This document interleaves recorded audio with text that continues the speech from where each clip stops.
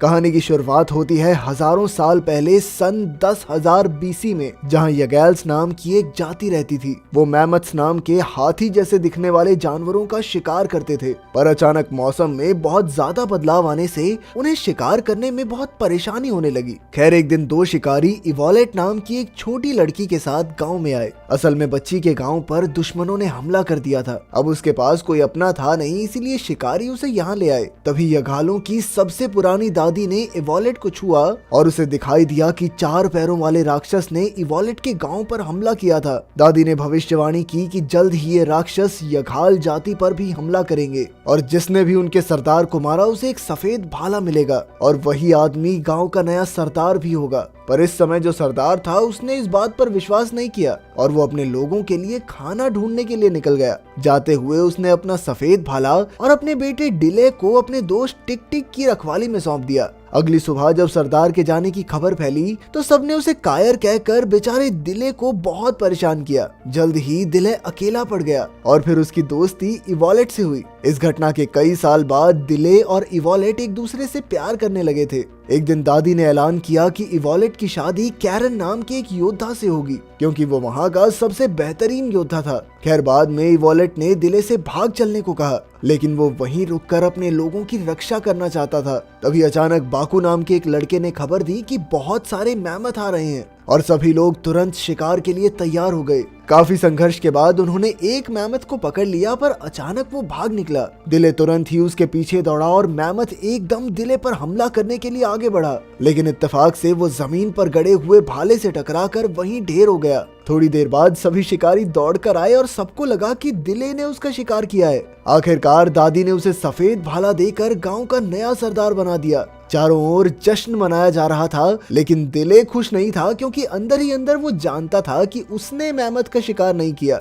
आखिरकार उसने सच टिक टिक को बताया तो उसने कहा कि झूठ के बलबूते पर सफेद भाला लेना ठीक नहीं है। तब दिले ने टिक टिक को भाला दिया और ये बात जाकर इवोलेट को बताई, मगर वो तो उससे नाराज होकर चली गई। अगली सुबह दादी की भविष्यवाणी सच हो गई और गांव पर कुछ घुड़सवारों ने हमला कर दिया। चारों ओर कोहराम मच गया, क्योंकि वो काफी लोगों को गुलाम बनाकर ले जा रहे थे। अचानक दुश्मनों के सरदार वॉरलॉर्ड की नजर इवोलेट पर पड़ी और उसने तुरंत ही इवोलेट को अगवा कर लिया। जब दिले को इसकी खबर मिली तो वो सबको बचाने के लिए दौड़ा, पर टिक टिक ने उसे रोक लिया, क्योंकि वो किसी भी तरह से इन दुश्मनों का मुकाबला करने के काबिल नहीं था। बदकिस्मती से दिले को अपनी आंखों के सामने गांव को तबाह होते देखना पड़ा। जब उसे पता चला कि वो लुटेरे इवोलेट को भी अपने साथ ले गए हैं तो उसका दिल चकनाचूर हो गया। खैर, दुश्मनों के जाने के बाद टिक टिक, कैरन और दिले ने एकजुट होकर अपने साथियों को रिहा करवाने का फैसला किया। बाकू भी उनके साथ शामिल हो गया, क्योंकि वो भी अपनी माँ की मौत का बदला लेना चाहता था।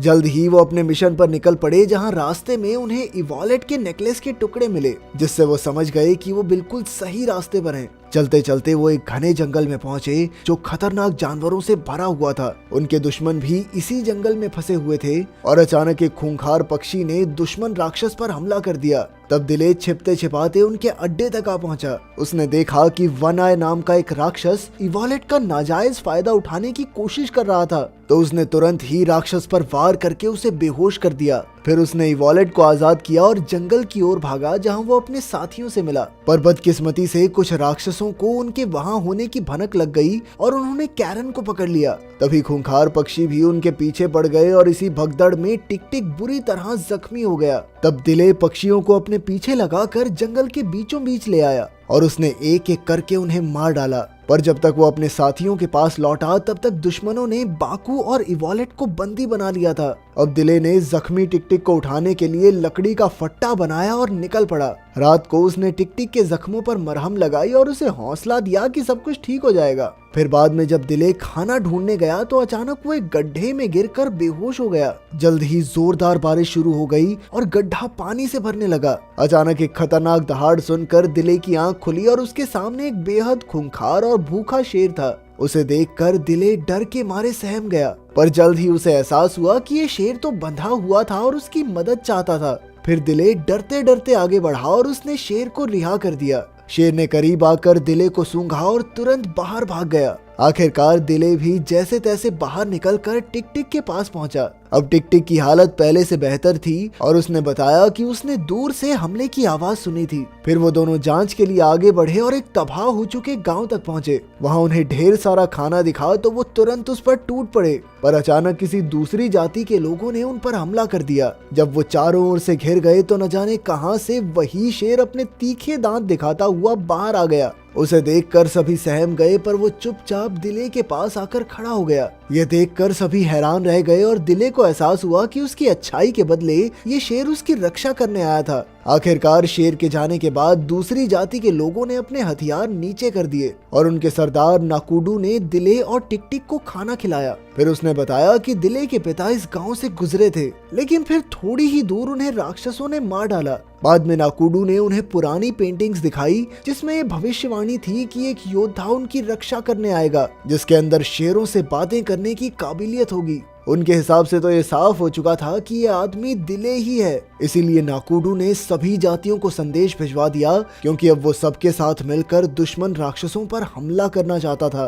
पर अगले दिन उनके आदमियों ने लौटकर खबर दी कि राक्षसों ने लगभग सभी जातियों पर हमला करके सारे गांव तबाह कर दिए हैं, लेकिन वहां पर बचे खुचे लोग उनका साथ देने के लिए पूरी तरह तैयार हैं। फिर नाकुडू ने बताया कि राक्षसों ने यहाँ भी हमला किया था। उन्होंने नाकुडू की पत्नी को मार डाला और उसके बेटे को उठाकर ले गए। आखिरकार नाकुडू ने अपनी सेना इकट्ठी की और हथियारों के साथ गांव से निकल पड़ा। जल्द ही बाकी जातियों की सेना भी उनके साथ शामिल हो गई और वो सब दुश्मन राक्षसों पर हमला करने के लिए चल पड़े। काफी मुश्किल सफर के बाद उनकी सेना एक नदी के पास पहुंची, जहां उन्होंने देखा कि उनके सैकड़ों साथियों को गुलाम बनाकर कश्तियों में ले जाया जा रहा था। इनमें वॉयलेट, कैरन और बाकू भी शामिल थे। उन्हें देखकर दिले का जोश और बढ़ गया, पर उनकी सेना नदी में कश्तियों का पीछा नहीं कर सकती थी। इसीलिए दिले ने रेगिस्तान के रास्ते जाने का फैसला किया। पर बदकिस्मती से कई दिन चलते रहने के बाद उन्हें एहसास हुआ कि वो रास्ता भटक गए थे। कई सैनिकों की हालत तो इतनी खराब हो गई कि वो बेहोश होकर नीचे गिरने लगे,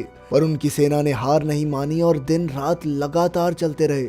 आखिरकार उनकी मेहनत रंग लाई और वो एक आधुनिक जगह पर पहुंचे जिसे भगवान का पहाड़ भी कहा जाता था।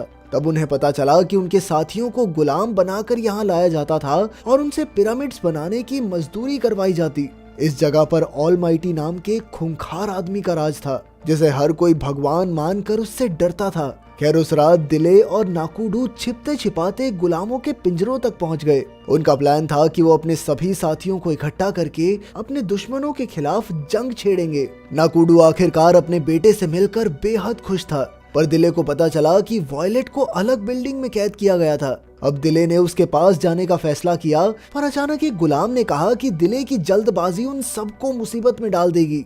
तभी नाकुडू ने सामने आकर कहा कि दिले के पास शेरों से बात करने का वरदान है, इसीलिए सिर्फ वही उन सबको वहां से आजाद करवा सकता है। फिर एक अंधा गुलाम उठा और उसने बताया कि ऑलमाइटी को सिर्फ वही मार सकेगा जिसके शरीर पर शिकारी का निशान होगा। तभी अचानक उन्हें गार्ड्स के आने की आवाज सुनाई दी, तो नाकुडू और दिले वहां से भाग निकले, पर जल्द ही गार्ड्स उनके पीछे रेगिस्तान तक आ पहुंचे।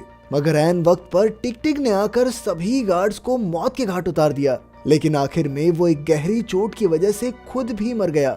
उधर रात को वॉरलॉर्ड ने इवॉलेट का फायदा उठाने की कोशिश की, पर तभी ऑलमाइटी के गार्ड्स ने उसे गिरफ्तार कर लिया, क्योंकि उसने बिना इजाजत के किसी गुलाम पर हक जमाया था। अचानक एक पंडित ने इवॉलेट के हाथ के घाव देखे तो उसके हाथ पर शिकारी का निशान था। वो देखते ही उस पुरोहित के होश उड़ गए। उधर दिले टिक टिक के मौत के सपने से बाहर आया और उसने सफेद भाला लेकर अपनी जिम्मेदारी संभाली। फिर उसने बचे हुए साथियों को इकट्ठा करके सेना बनाई और शहर की ओर चल पड़ा। अगली सुबह उसके साथी गुलामों के साथ मिल गए और हमले की तैयारी करने लगे। दिले कैरन से मिला और उन्होंने आगे का प्लान बनाया और प्लान के मुताबिक उन्होंने विशालकाय मैमथ्स को रिहा कर दिया। ऐसा करते ही चारों ओर अफरा तफरी मच गई और फिर तुरंत ही दिले की सेना ने दुश्मनों पर हमला बोल दिया। इसमें कई गार्ड्स मारे गए और दिले की सेना से भी कैरन और कुछ साथियों की मौत हो गई। तभी अचानक ऑलमाइटी सबके सामने आया और उसने इवॉलेट को जान से मारने की धमकी देकर दिले से हमला रोकने को कहा। अब दिले के पास कोई चारा नहीं था, इसीलिए वो पीछे हट गया, पर अचानक उसने अपना भाला ऑलमाइटी की ओर फेंका और वो वहीं ढेर हो गया। ऑलमाइटी को मरते हुए देखकर सभी हक्के बक्के रह गए और अचानक सभी गुलामों ने दुश्मनों पर हमला बोल दिया। नाकुडू भी उनके साथ मिल गया और उसने वन आई राक्षस को अपने भाले के एक ही वार से मार डाला। इधर वॉरलॉर्ड इवोलेट को पकड़कर अपने घोड़े पर भाग रहा था, पर इवोलेट ने उस पर चाकू से वार कर दिया और वो दोनों गिर गए। तभी दिले तेजी से इवोलेट की तरफ दौड़ा, पर इससे पहले कि वो दोनों मिलते वॉरलॉर्ड ने इवोलेट की पीठ में तीर मार दिया और वो बेचारी दिले की बाहों में ही ढेर हो गई। ये देखकर दिले गुस्से से तिलमिला उठा और उसने एक ही झटके में वॉरलॉर्ड को खत्म कर दिया। फिर उसने इवोलेट को अपनी बाहों में उठाया, लेकिन वो जल्द ही चल बसी। पर तभी अचानक एक चमत्कार हुआ और इवोलेट फिर से जिंदा हो गई। असल में हुआ ये था कि उन बूढ़ी दादी को अपने सपने में सारा भविष्य दिख गया था, इसीलिए उन्होंने अपनी पूरी शक्तियां लगाकर इवोलेट को फिर से जिंदा कर दिया और इस सब में अपनी जान कुर्बान कर दी।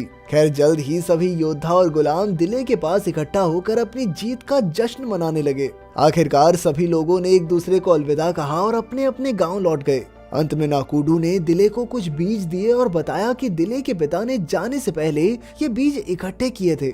इससे साबित हो गया कि दिले के पिता कोई कायर नहीं थे, वो तो अपने लोगों के लिए खाने का इंतजाम करने गए थे। आखिरकार उन्होंने वापस लौटकर अपनी जमीन में बीज बो दिए। कुछ ही महीनों में वहाँ लहलहाती खेती हो गई और उनके पास भरपूर अनाज हो गया। अगर वीडियो पसंद आई तो लाइक कर देना, चैनल को सब्सक्राइब कर देना। मिलते हैं अगली वीडियो में।